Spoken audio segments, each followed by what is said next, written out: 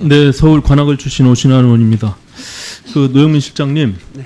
이 청와대 운영위 업무 보고가 오랜만에 있죠. 네, 그렇습니다. 국회에 와서 그동안 잘 듣지 못했던 그런 국민들의 목소리를 경청하고 그 부분 속에서 새로운 해법들을 또 찾아 나갈 수 있는 계기가 될 수 있지 않습니까? 네. 그런 점에서는 그 지금 여러 의원님들이 지적하고 문제 의식을 갖고 있는 부분들에 대해서 다소 감정적으로 청와대가 대응할 필요는 없다 이렇게 봅니다. 그러니까 네.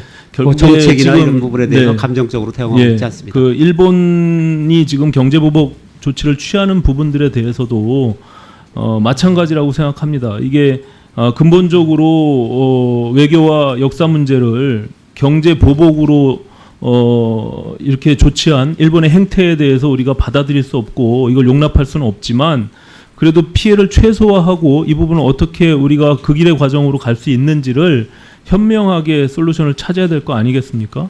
그런 점에서는 서로 그 해법들을 마련하고 특히 정치권에서 같은 목소리를 내게끔 만들어가는 것도 청와대의 역할이고 몫이라고 생각합니다.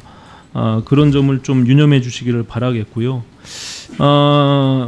지금 우리 이 대한민국 정부가 일본의 경제 보복 조치에 대해서 상당히 이런 시간 내에 인지하고 준비했다라고 말씀하시는데 지금 이제 나오는 해법이라는 것은 뭐 다양한 어떤 우리 경제적인 그와 대응할 수 있는 여러 가지 조치들을 준비하고 있겠지만 언론을 통해서 외부적으로 표출되는 것은 지금 지소미아를 파기한다거나 뭐 도쿄올림픽 정치권에서의 목소리이긴 하지만 보이콧한다거나 이런 것들이 일본에게는 어떤 영향을 미치게 됩니까? 안보실장님, 지소미아를 파괴하게 되면 그것이 일본에 어떤 영향을 미치게 되는 것이죠? 그 당장 일본에 어떤 영향을 미친다기보다는 동북아의 평화와 안정을 위한 그간의 한미일 공조 체제가 상당한 영향을 받고 그것은 결코 일본의 그 안보 이익에도 도움이 안 된다고 봅니다. 그러니까요. 지금 화이트리스트 배제한 그 내용 자체가 결국에는 한일 간의 국가안보의 동맹체제, 협조체제에 대한 근본적인 문제의식이 있기 때문에 우리로서는 지소미아를 유지할 것이냐에 대한 근본적인 문제의식이 있을 수밖에 없다는 거 아닙니까? 하지만 경제 보복에 대한 부분들은 일본의 경우는 정확하게 타겟을 해서 우리 대한민국의 경제를 아프게 하는 부분들을 준비해서 지금 시행하고 있는 것이거든요. 그러면 우리도 거기에 대해서 맞대응하려면 일본이 아파하는 부분들을 우리가 대응해야 되는 거 아니냐는 것이죠. 지소미아는 결국에는 양호 상호 간의 어떤 보호협정인데 그럼 우리는 또 그것으로 인해서 피해가 안 오냐는 거예요.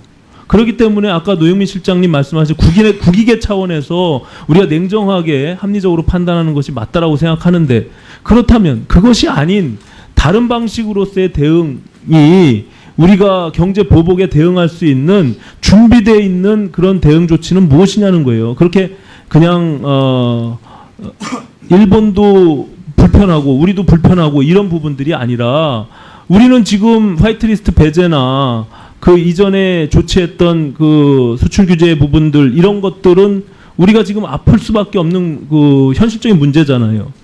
거기에 대한 우리의 대응 조치가 준비되어 있는 것들이 뭐가 있냐는 것을 묻고 있는 겁니다. 우리 실장님께서 한번 말씀해 주시죠.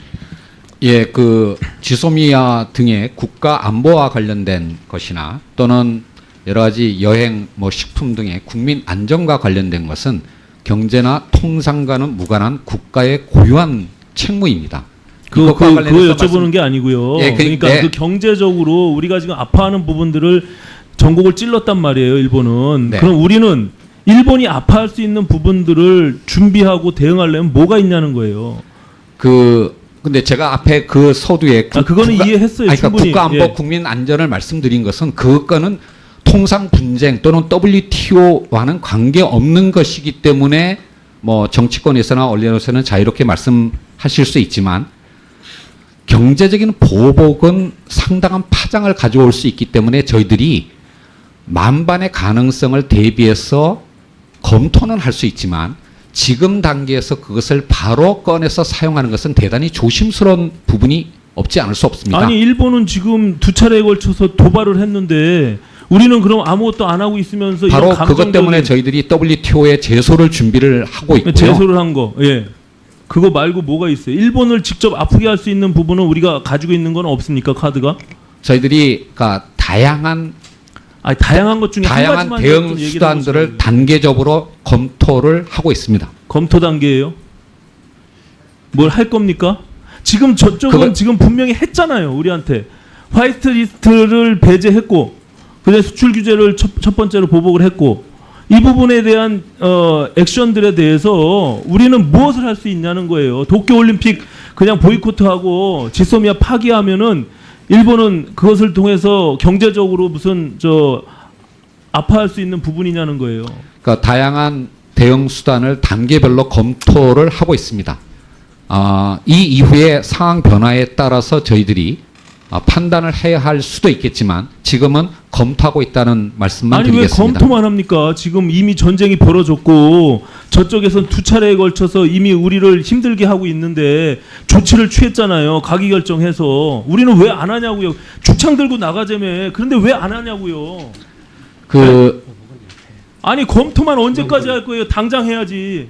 의원님, 저희들이 그러니까 보복이라는 의미의 대응 수단을 사용하게 되면 향후 세 번째 한국이 3차 보복하면은 그때 할 겁니까?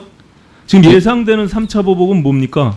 향후에 어떤 일본에. 변화된 상황에 따라서 저희들이 신중하게 검토하고 판단할 계획입니다. 이미 충분히 우리가 지금 힘든 상황에 왔어요. 그렇지 않습니까? 그리고 우리 국민들은 지금 분노하고 있고 여기에 대응하고자 하는데 언제까지 그것을 검토만 할 거냐는 거예요. 실제 우리도 그 대응을 해야죠.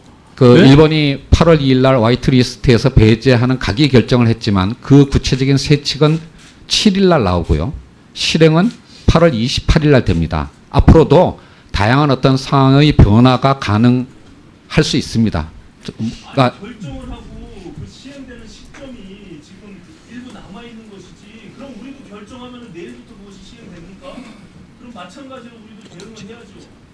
그러면서 감정적으로 선동하는 말만 하냐는 거예요. 아무런 결정도 안 하면서. 오히려 그러니까 지금과 같은 정부의 태도가 감정적으로 대응하지 않고 우리 국민들의 어떤 피해를 최소화하기 위해서 단호하면서도 차분하게 대응하고 있는 태도라고 생각을 합니다. 의원님, 제가 좀 추가적으로 답변을 드리겠습니다. 우리가 갖고 있는 여러 가지 외교적 대응 방안이 있다고 생각을 하고요. 이미 그러한 외교적 캠페인은 시작을 했습니다. 얼마 전에 끝난 아세안 플러스 3 정상 외교장관 회의에서도 일본의 이번 이 조치가 부당하다는 것을 합의를 했고요. 그런 것이 아세안 플러스 3 회상의 결과문으로 발표가 됐고 또 그뿐만이 아니라 우리가 앞으로 유엔 안보리 차원에서의 대응이라든지 일본이 사실은 명분 없는 싸움을 시작한 겁니다. 특히 7월 3일 아베 총리가 우리나라의 바세나르 협정상의 임무를 이행하지 않았기 때문에 이러한 조치를 취했다고 공개적으로 발언한 것은 굉장히 중대한 도전입니다. 이 바세나르 협정을 비롯하여 4대 전략물자 다자간의 전략물자 통제 체제에 한국이 다 가입한 30개국 중에 하나고 또 그중에서 가장 모범적인 회원국이라는 것은 전 세계가 인정하는 것입니다. 그것을 일본이 거기에 대한 도전을 했는데 거기에 동조하는 나라가 저희가 볼 때는 하나도 없다고 봅니다. 그래서 이러한 일본의 부당성에 대해서 우리가 외교적으로 가능한 모든 이 무대에서 계속 일본의 부당성을 지적해 나가고 일본이 이번에 취한 조치의 잘못된 점을 계속 지적해 나갈 것입니다. 제가 모두에 말씀드렸습니다만 우리도 충분히 외교적인 수단을 갖고 있습니다. 그러한 외교적 수단을 총동원할 겁니다. 그것이 결코 일본에 도움이 되지 않을 겁니다.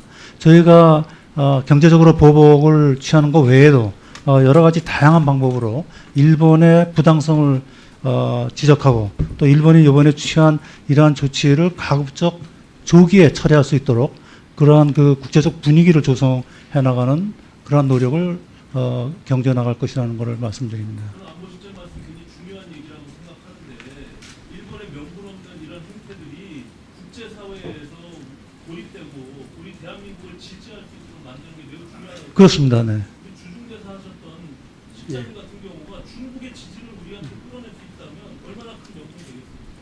그런 노력들을 좀 지켜달라는 거죠. 네, 이번에 그 아세안 플러스 3 그 외무장관 회의 때 중국의 그 왕이 부장은 사실상 우리를 지지하는 그런 발언을 했습니다.